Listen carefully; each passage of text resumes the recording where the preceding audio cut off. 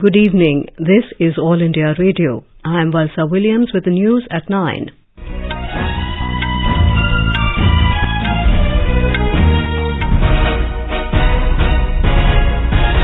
The headlines. Prime Minister Narendra Modi chairs the second three-day National Conference of Chief Secretaries with focus on achieving sustained economic growth. Union Home Minister Amit Shah says government is working to make the country free from naxal problem before general elections in 2024. Commerce and Industry Minister Piyush Goyal expresses confidence over India emerging as world's top 3 developed economies due to structural reforms undertaken in last 8 years. The 3-day Pravasi Bharatiya Divas Convention begins tomorrow in Indore. Cold wave conditions continue unabated in parts of North India. And in cricket, India set a target of 229 runs against Sri Lanka in third and final T20 match at Rajkot. Prime Minister Narendra Modi is chairing the second National Conference of Chief Secretaries in New Delhi today. Today is the last day of the 3-day conference with focus on achieving rapid and sustained economic growth in partnership with the states. The idea behind this conference is that cooperative federalism through central ministries and departments working together with states in seamless coordination is an essential pillar for the development and progress of New India. Prime Minister Modi had conceptualized the conference with this vision in mind. It was held for the first time in Dharamshala last year. Yesterday in a tweet, Mr. Modi said this is a wonderful forum to exchange views on important policy-related subjects and to strengthen team spirit to take India to newer heights. More than 200 people comprising representatives of the central government, chief secretaries and other senior officials of states, union territories and domain experts are participating in the conference. President Draupadi Murmu has said that digital technologies have enabled the government to reach the remotest part of the country at the click of a button. She said India's story of digital transformation is a story of innovation, implication and inclusion. President Murmu said this while addressing the gathering after giving away the Digital India Awards 2022 in New Delhi. The President expressed confidence that India is setting the right example of ensuring the inclusion of vulnerable and marginalized sections of society. Union Home Minister Amit Shah has said the Modi government is working in the direction to make the whole country free from the problem of naxalism before the general elections to be held in the year 2024. Chhattisgarh के घरों में बिजली नहीं थी, छत्तीसगढ़ में road रास्ता नहीं था, आदिवासी युवा हाथ में हथियार उठाकर नक्सलवाद फैला रहा था। हमने छत्तीसगढ़ के अंदर गांव-गांव में बिजली भेजने का काम, छत्तीसगढ़ की सड़कों को चुस्त दुरुस्त किया, घर में बिजली तक देने का काम ये भारतीय जनता पार्टी की सरकार ने। Addressing a public meeting at Korba in Chhattisgarh today, Mr. Shah said the government is now on the verge of making Naxal-affected areas free from insurgency. He said the root cause of dissatisfaction is that development has not reached there in the last 6 decades since independence, and now to deal with it, it is very essential to ensure accessibility to fast-paced development so that common and innocent people do not join them. The Home Minister said on the one hand, Naxal-affected areas are being connected to the mainstream of development by building roads, schools and providing employment to the youth. Prime Minister Narendra Modi will flag off Ganga Vilas, the world's longest river cruise, on the 13th of this month. The cruise will start from Varanasi in Uttar Pradesh and end in Dibrugarh in Assam. The journey will cover 3,200 kilometers in 50 days and pass through 27 river systems in India and Bangladesh. The Ganga Vilas cruise will depart from Varanasi and arrive in Patna on its 8th day of travel after stopping in Buxar, Ramnagar and Ghazipur. The ship will then set sail for Kolkata, where it will arrive on day 20 after passing through Farakka and Murshidabad. Commerce and Industry Minister Piyush Goyal today expressed confidence over India emerging as the top 3 developed economies in the world due to the structural reforms taken in the last 8 years. In his virtual address on the occasion of the 27th Wharton India Economic Forum, the minister termed goods and services tax as a major reform. He said the country has now become a more honest and transparent economy.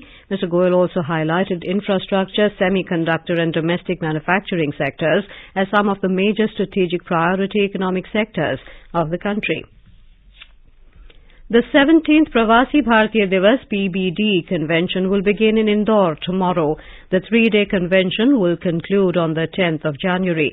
Prime Minister Narendra Modi will formally inaugurate the convention on Monday, while President Draupadi Murmu will preside over the valedictory session and present the Pravasi Bharatiya Samman. The theme of the PBD convention is Diaspora, Reliable Partners for India's Progress in Amrit Kal. Over 3,500 diaspora members from nearly 70 different countries have registered for the convention. The PBD convention will have three segments.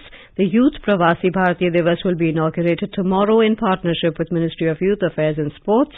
There will be a discussion on the role of migrant youth in innovations and new technology in the plenary session chaired by Union Minister Rajkot. Chief Minister Shivraj Singh Chauhan, Guest of Honour and Member of Parliament from Australia, Ms. Zinetta Mascarenhas, and Union Minister for External Affairs, Dr. S. Jaishankar, will also address the gathering.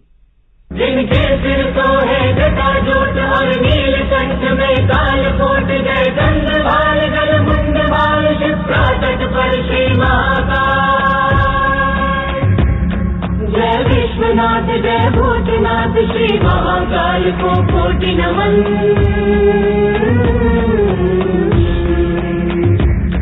है महाकाल की वसुंधरा पर सभी अतिथि का अभिनंदन अभिनंदन अभिनंदन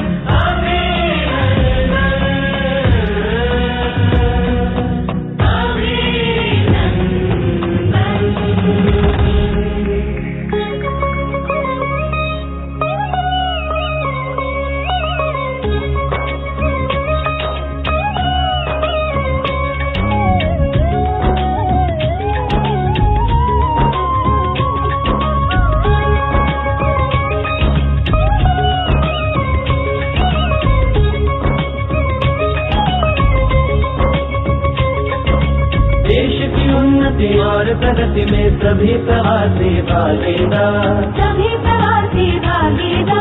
भारत के इस अमीर काल में सभी प्रवासी का आभार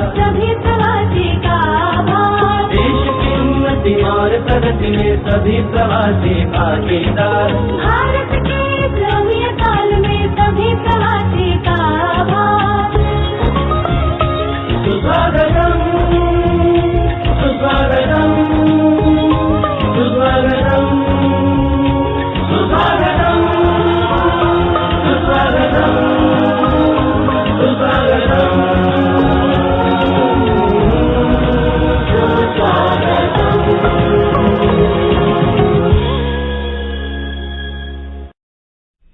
This is All India Radio giving you the news. For quick news updates round the clock, follow us on our Twitter handle at AIR News Alerts.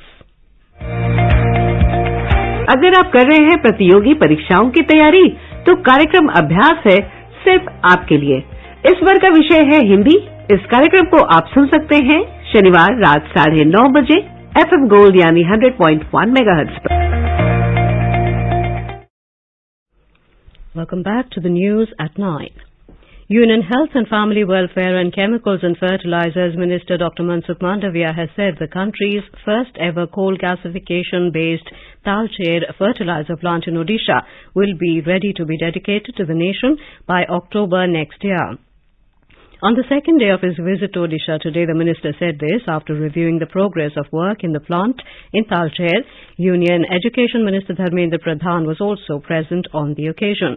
Dr. Mandavia, talking to reporters in Talcher, said under Prime Minister Narendra Modi's vision of Atmanirbhar Bharat, 5 out of 4 urea plants have already become functional.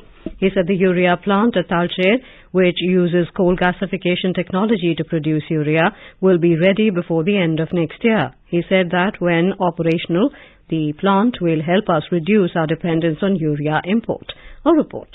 Interacting with the local media, Mr. Pradhan said that the urea plant being constructed at a cost of about 17,000 crore rupees will benefit the farmers across the country, besides generating local employment and boosting local economy. He said that the Coal India Limited, the Gas Authority of India Limited and the National Fertilizer Corporation are supporting the setting up of the Talcher fertilizer plant with the coal gasification technology, which will address our self-reliance in urea. The use of coal, which is abundantly available in India in alternative usages like in the gasification technology to produce urea, will also reduce the carbon footprints on the environment, the minister added. Girish Chandra Das, AIR News, Bhubaneswar.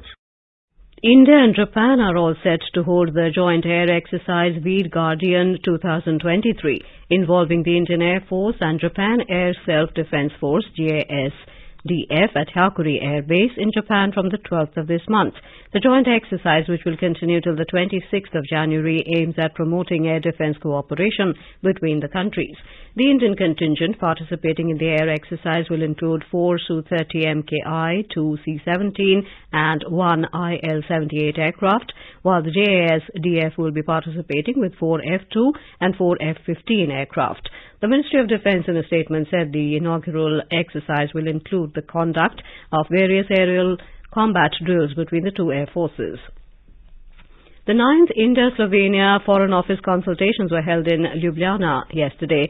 The Indian delegation was led by Secretary West Sanjay Verma. The last Foreign Office consultation in physical format was held in July 2010. The consultations provided an opportunity to review the progress made in bilateral ties in the last 1 year despite restrictions imposed by the COVID-19 pandemic.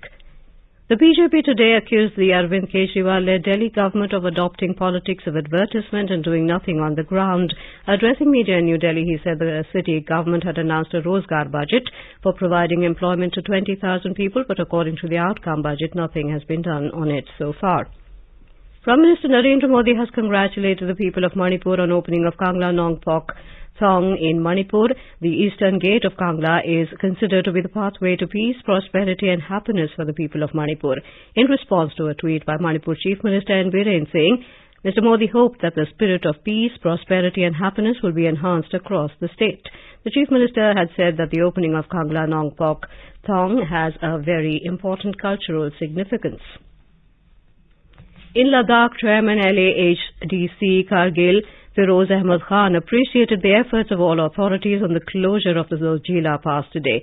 He said the efforts of all agencies, including Project Vijayak, Project Beacon, Ladakh Police, Traffic Police Ladakh, UT Administration Ladakh and others are commendable for keeping the strategic Zojila Pass open for a record time this year.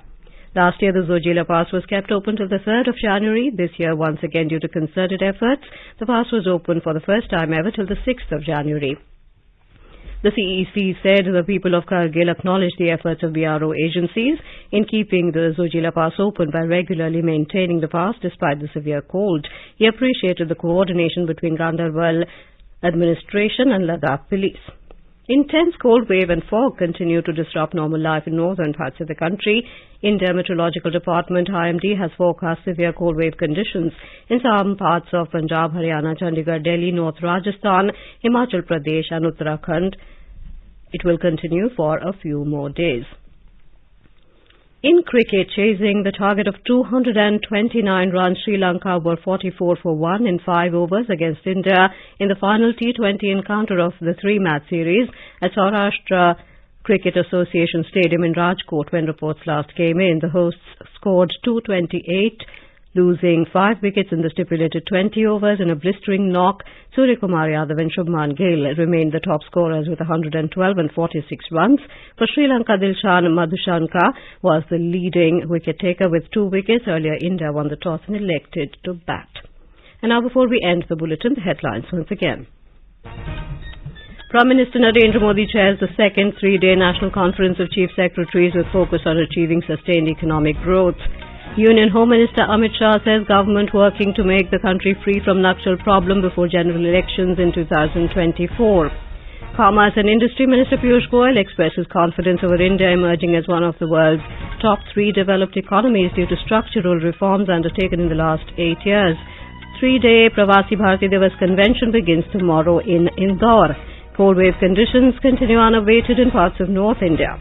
And in cricket, India set a target of 229 runs against Sri Lanka in third and final T20 match at Rajkot. That is all in the news at 9. Good night.